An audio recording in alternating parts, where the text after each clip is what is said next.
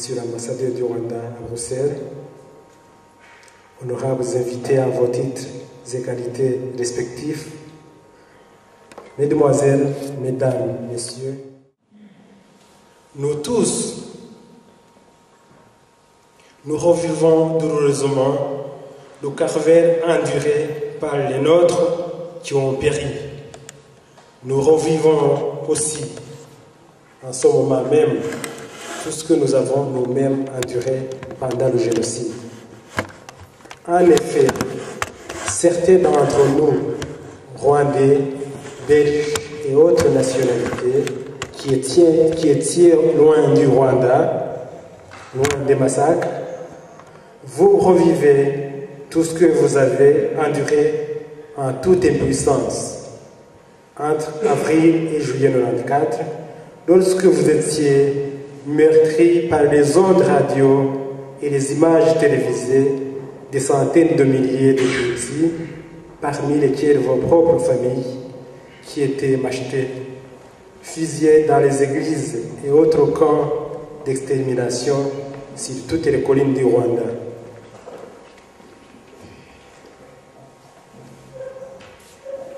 Vous revivez ces cadavres jonchant les riz du Rwanda, jetés dans les fosses communes, d'autres engloutis par les rivières, ou encore dévorés par chiens et vautours.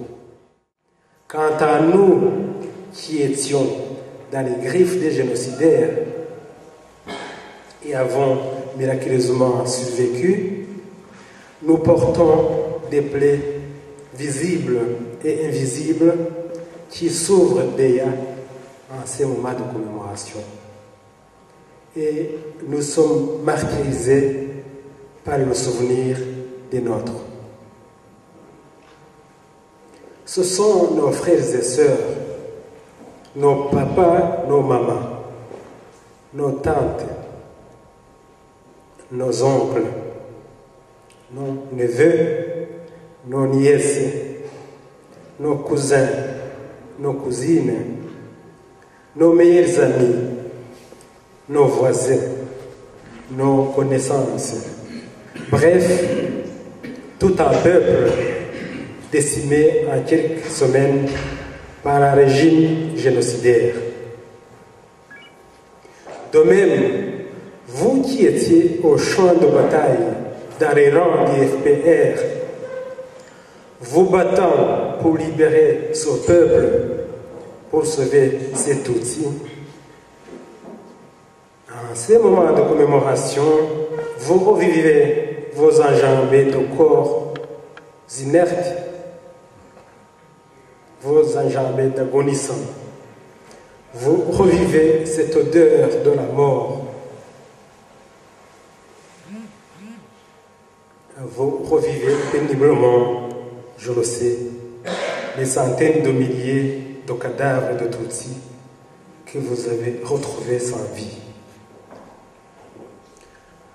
Et d'ailleurs, vous ne cessez de répéter que vous n'avez pas pu en sauver assez, bien que, comme nous, vous comme nous soupirons ensemble et soufflons un peu d'oxygène, au moins sur votre victoire sur les génocidaires.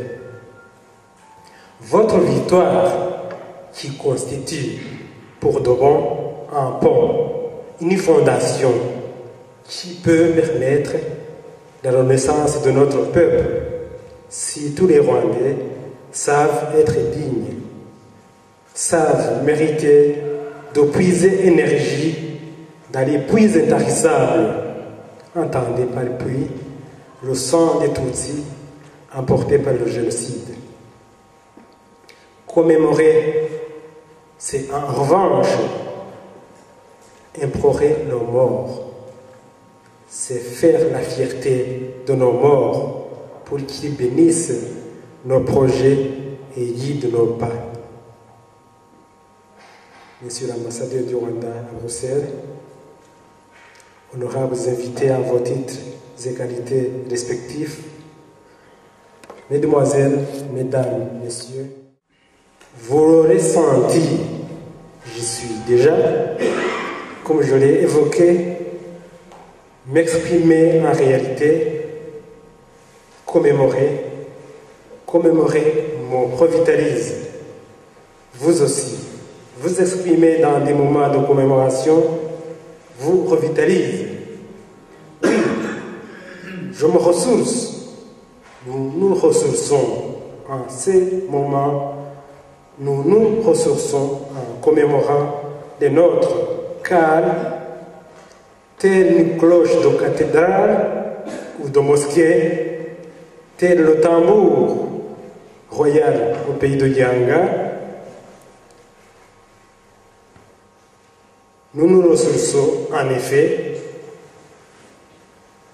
parce que déjà dès la fête du génocide, des victimes du génocide, je parle de ceux qui ne sont plus, nous ont réveillés. Ils nous ont réveillés, je dirais, au son du tambour, comme je le disais tout à l'heure. Ils nous ont réveillés, je le répète, et nous ont communié. Et plutôt nous avons communié, nous avons communiqué avec eux.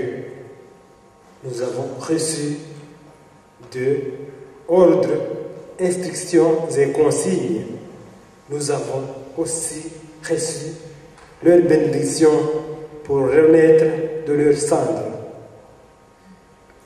Rappelons-nous que communier avec eux, c'est aussi puiser courage, détermination, génie, intelligence, résilience pour contribuer ou mieux pour catalyser nous semblons. Ils nous ont abreuvé de courage, de résilience pour catalyser le nouveau combat du Rwanda, le nouveau combat du peuple rwandais, celui de la reconstruction d'un nouveau Rwanda, un pays destiné et dédié à venger ceux qui sont morts de génocide. De quelle vengeance, bien sûr, vous l'aurez certes compris, il nous ordonne, il nous prête une main forte, il nous inspire, il nous arme pour une vengeance noble, à savoir la mission de bâtir un nouveau Rwanda, une vraie réincarnation du Rwanda de nos ancêtres.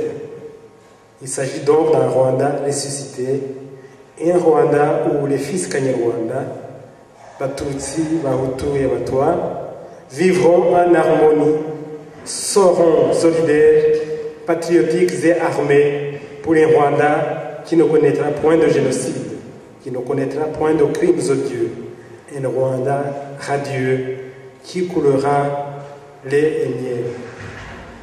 Oui, une vraie ressuscitation du Rwanda, et demain n'est pas loin. Demain n'est pas loin pour que cela se réalise.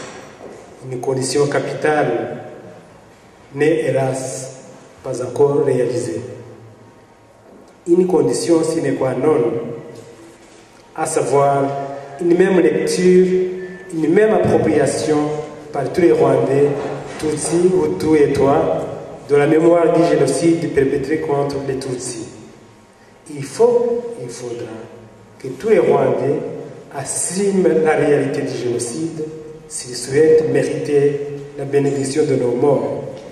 Bénédiction pour que s'accomplissent nos vœux de vivre dans un Rwanda nation. Hélas, cette situation tarde à se réaliser. Cette condition tarde à se réaliser.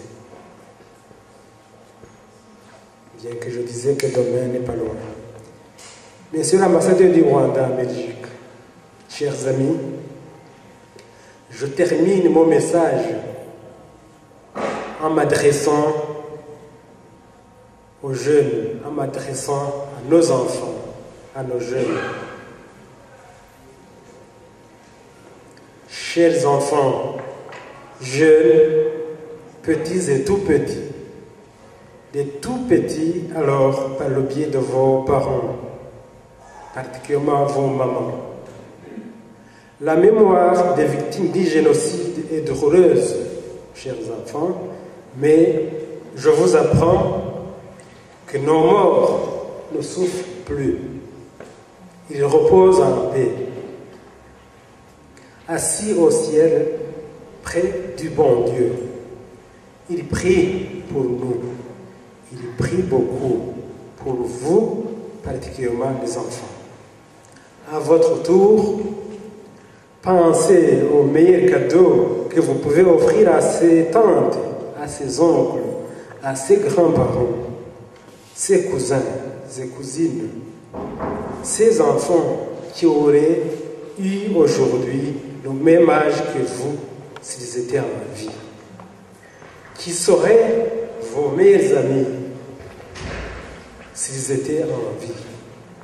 Pensez à tous ces êtres chers que vous n'avez pas connus et pourtant que vous chérissez et qui, je le répète, vous chérissent et prient pour vous. Je vous révèle, chers enfants, que le beau cadeau qu'ils attendent de vous, c'est de réussir brillamment à l'école, de devenir des adultes de demain, de devenir des fils et filles dignes, forts et heureux. C'est ça le beau cadeau qu'ils attendent de vous. Ne les décevez pas. En ces termes, je m'adresse à vous, intellectuels et politiciens. Plaise au ciel, plaise aussi aux victimes du génocide perpétré contre les Tutsis. Entendez par victimes ceux-là qui ont péri de génocide. Parce que, en réalité, les rescapés, et nous autres aussi, sommes des victimes. Plaise au ciel à ceux qui ne sont plus, que vous nous daigniez vous prévaloir, commémorer, si vous mêlez vos visées à vous, aux commémorations du génocide perpétré contre les Tutsis. Rappelez-vous que commémorer, c'est se recueillir, c'est témoigner du vécu de ceux qui ont succombé au génocide, mais aussi témoigner de son vécu à soi en tant qu'escapé. Commémorer, c'est également dire, redire, transmettre les faits tels que vécus pour en tirer des leçons. Commémorer, c'est aussi témoigner sa sympathie et sa solidarité avec les rescapés du génocide, témoigner sa solidarité, sa sympathie pendant les commémorations, mais aussi dans leur vie quotidienne. Merci de votre aimable attention.